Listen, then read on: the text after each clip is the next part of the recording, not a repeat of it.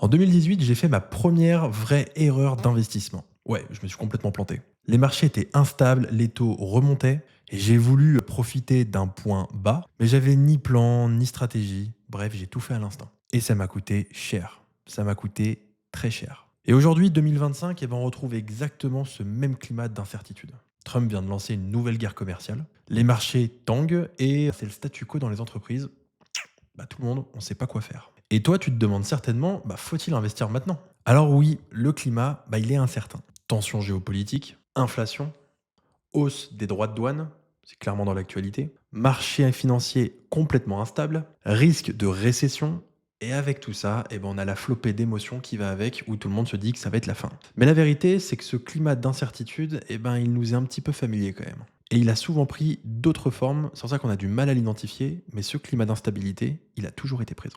Et ceux qui s'en sortent le mieux, c'est pas ceux qui prédisent le bon moment, mais c'est ceux qui structurent une stratégie et qui s'y tiennent, même dans des périodes d'incertitude comme celle-ci. Alors la première étape, c'est clairement contre-intuitif, c'est de ne pas investir. Et oui, il faut commencer par faire un point très clair sur ta situation. Et il n'y a que 3 questions à se poser, hein. La première, c'est qu'est-ce que tu as? La deuxième, qu'est-ce que tu veux? Et la troisième, quand est-ce que tu le veux? Et une fois qu'on a ces informations, derrière, on peut ensuite créer une stratégie avec une vision court terme, moyen terme et long terme.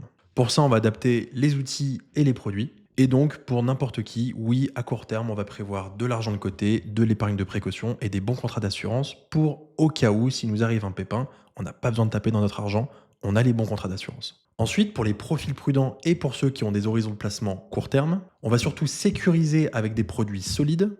L'idée n'est pas d'aller chercher le maximum de rendement, mais d'aller chercher un rendement correct avec surtout une sécurité du capital qui est excellente. Et que ce soit pour les profils un peu plus équilibrés, voire même dynamiques, agressifs, là clairement il faut avoir un horizon de placement long terme, il faut prendre du risque, mais un risque mesuré, et tout ça pour aller chercher le maximum de performance. Et ça, même si le marché continue de baisser. Alors oui, ça existe, des produits où on gagne même si le marché y baisse. Mais ça ne s'improvise pas, ça se structure. Et seulement après ça, là on passe à l'attaque et là on investit. De toute façon, le pire choix qu'on puisse faire dans un climat aussi instable que celui-ci, c'est de ne rien faire en espérant que ça ira mieux. Parce que oui, le jour où ça ira mieux, les marchés, ils seront déjà tout là-haut. Donc ce n'est pas le bon moment qu'il faut attendre. C'est la bonne stratégie qu'il faut mettre en place. Et si tu sais pas par où commencer, chez Optimi, on t'aide à construire une stratégie qui correspond à ta vie, à tes objectifs, à ton horizon de placement et surtout à ton niveau de risque. Et tout ça sans précipitation et avec pédagogie. Parce qu'investir, ça ne s'improvise pas, ça s'apprend.